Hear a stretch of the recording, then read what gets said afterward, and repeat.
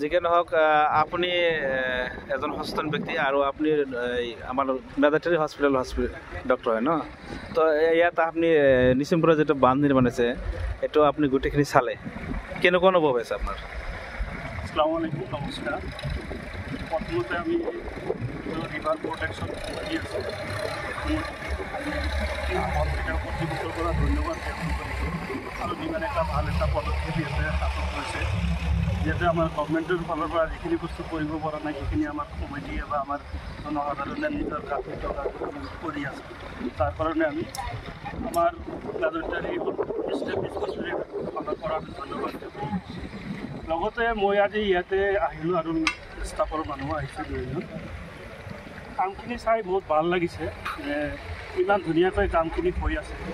আমাৰ জনসাধাৰণৰ টকা দি যে ইমান ধুনীয়া কাম হ'ব পাৰে সেইটো এটা এক্সাম্পল হয়। যাৰ কাৰণে আমি যিহেতু মই নিজেও এইখন ঠাইৰে ল'ৰা হয়, এতিয়া যিহেতু মেডাটেৰী হস্পিটেলত মই ডক্টৰ হিচাপে আছোঁ, হয়, তো সেইকাৰণে নিজৰ জন্মস্থানৰ যদি ৰক্ষাৰ ক্ষেত্ৰত আমি যদি নকৰোঁ কোনে কৰিব? আপোনাৰ ঘৰটো ইয়াতে আছিল, কোনটো গাঁৱটোৰ নাম কি আছিল? ইয়াতে আছিল বেলডুবি বুলি আছিল। তাৰ পৰা ভাঙি আমি ইয়াতে নিচিনপুৰ বৰ নিচিনপুৰ বালাদাৰী যে কয় তাতে আছিলোঁ। তাৰ পৰা 5-6 বছৰ আগত এতিয়া জলেশ্বৰত চিফ্ট হৈছোঁ, তাতে জলেশ্বৰতে আছোঁ। কিন্তু এইখিনি কাম চাই বহুত ভাল লাগিছে, যাৰ কাৰণে আমাৰ হস্পিটেলৰ তৰফৰ পৰা যিখিনি পাৰোঁ আমি এটা অনুদান আগবঢ়াইছোঁ। আৰু এইটো একচুৱেলি ভিডিঅ' বনোৱা উদ্দেশ্য নহয়, যাতে নাই এইটো মইতো আপোনাক জোৰ কৰি লৈছোঁ, মই আপোনাক জোৰ কৰি মাতি আনিছোঁ যে মানুহে অলপ ইনস্পিৰেশ্যন পাব। ইনস্পিৰেশ্যন পোৱাৰ কাৰণে আপুনি কিন্তু ভিডিঅ' বনাবৰ কাৰণে মানা কৰিছিলে, কিন্তু মই মানে লৈ আহিছোঁ কিহৰ কাৰণে যে আৰু আপোনাক চাই পেলাই এনেকুৱাই বহুতেই দিব। কাৰণ এতিয়াও যে আপোনালোকে চাওক এইটো পাথৰে চাই আছে, এইখিনি পাথৰে একো নহয়, বহুত পাথৰ লাগিব, বহুত জীয়াবক লাগিব। এই পাথৰ আৰু জীয়াবকৰ কাৰণে বহুত মানে কামখিনি হেৰি হৈছে, মাটিৰ কামখিনি মোটামুটি হৈছে। তো আপুনি গোটেইখিনি চাইছে, কেনেকুৱা অনুভৱ হৈ আছে আজি? সঁচাকৈ ভাল লাগিছে, মানে জনসাধাৰণৰ টকা দি যে ইমান এটা ভাল কাম হ'ব পাৰে এইটো মানে দেখি মানে আচৰিত লাগিছে। তো সেইকাৰণে আমি জনসাধাৰণৰ ৰাইজক আমি ধন্যবাদ জ্ঞাপন কৰিছোঁ, লগতে আমাৰ কমিটিক ধন্যবাদ জনাইছোঁ যে এনেকুৱা কাম এটা লৈছে।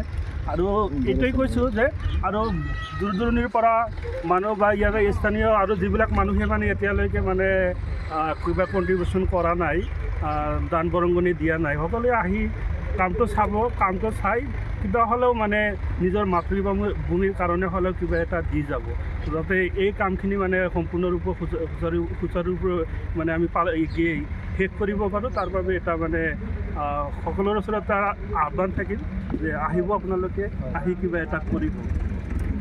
আমাৰ কমিটিৰ ৰিভাৰ বেংক প্ৰটেকশ্যন কমিটিৰ তৰফৰ পৰা আপোনালোকক অশেষ ধন্যবাদ জ্ঞাপন কৰিছোঁ আৰু কৃতজ্ঞতা জনাইছোঁ।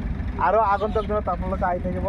আৰু মেডাটেৰী হস্পিটেলটোও নদীৰ কাষত হয়, যদি এইটো প্ৰটেকশ্যন হয় তেতিয়াহ'লে আমাৰ মেডাটেৰী হস্পিটেলখনো আমাৰ মানে প্ৰতিৰোধ হ'ব বুলি মই আশা কৰোঁ।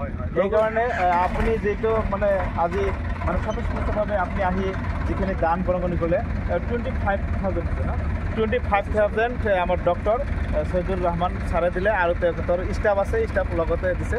তেওঁ সমূহ ছাৰ বাইদেউসকলক আমাৰ ৰিভাৰ বেংক প্ৰটেকশ্যন কমিটিৰ তৰফৰ পৰা কৃতজ্ঞতা জনাইছোঁ আৰু অশেষ ধন্যবাদ জ্ঞাপন কৰিছোঁ। ভৱিষ্যতত যাতে আৰু এনেকৈ আপোনালোকৰ বন্ধু বান্ধৱ বহুত আছে, সকলোকে মিলি আপুনি অলপ প্ৰচাৰ কৰিব, অলপ ক'ব যে আৰু অলপ সহায়ক দেখক। এইখিনি ক'লে আমাৰ লাখ লাখ মানুহৰ যে অলপ উপকাৰ হ'ব আৰু এইটো চিৰস্থায়ী হ'লে আমাৰ নেক্সট প্ৰজন্মৰ কাৰণে বহুত ভাল এটা পদক্ষেপ, গ্ৰেট পদক্ষেপ হ'ব। তাৰ কাৰণে আপুনি অলপ বন্ধু বান্ধৱসকলৰ লগত আপুনি অলপ ক'ব।